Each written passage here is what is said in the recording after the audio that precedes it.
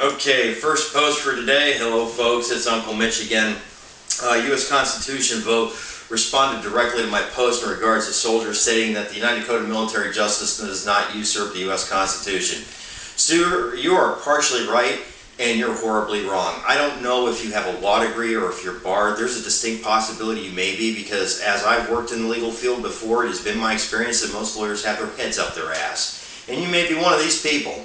However, I'm not certain about that, so I'll respond directly to your comment. Truth be told, the prosecutor involved in a case from JAG Corps can order you to answer a question. More importantly, while his order may not carry any weight, your commanding officer will almost universally be there during questioning, and he too can order you to respond to the question and give the evidence necessary. If you fail to do so, or if you plead the Fifth Amendment, you will be further charged for disobeying a lawful order underneath the United Code of Military Justice. Believe it or not, there are specific instances in the code that prescribes that soldiers are to be held to a different standard simply for the fact that the U.S. Code of Military Justice must not only extend within U.S. borders, but outside of U.S. borders where the U.S. Constitution has absolutely no hold over foreign territory.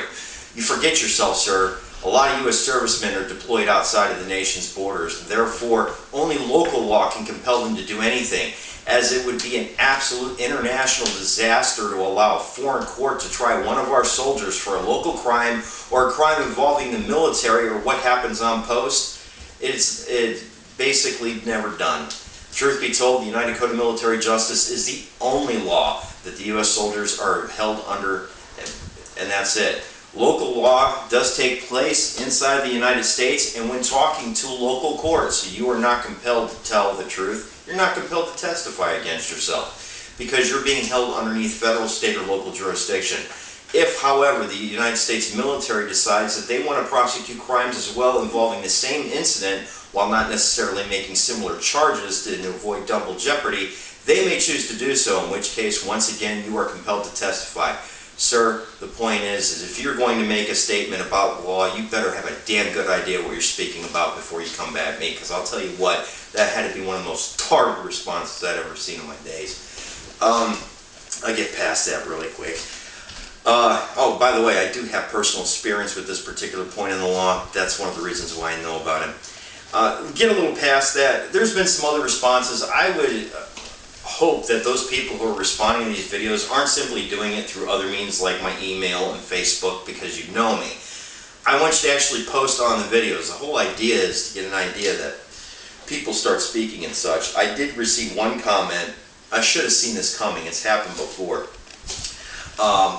Somebody I know through Facebook basically stated that, you know, I shouldn't call myself ugly, that I'm not ugly, and all this other stuff. First and foremost, while it is an opinion, I still hasten to disagree. I find myself to be a rather ugly person, but I'm okay with it. Most importantly, you have to understand, I can't damage my ego, because by far it's not even close to fragile. I mean, ask anybody who knows me. You can't even fit it inside of an aircraft carrier. I'm the only being alive that can keep my stupid ass ego in check. You better believe if I didn't constantly reality check myself, I'd be a megalomaniac, and Hitler would fucking bow at my feet for what I've done to this world. You don't want any part of that. Believe me. Just let me check myself as I need to. It's okay. And finally, one more response to somebody else. She said that I was a little bit more animated than I normally am for this camera. Hey, listen, Mormony chick. Lizard breath, reverb, Mormony chick. Uncle Mitch dials it down a notch when he speaks to you because you scare easily. Well, I'm Uncle Mitch, and for this response, that is all.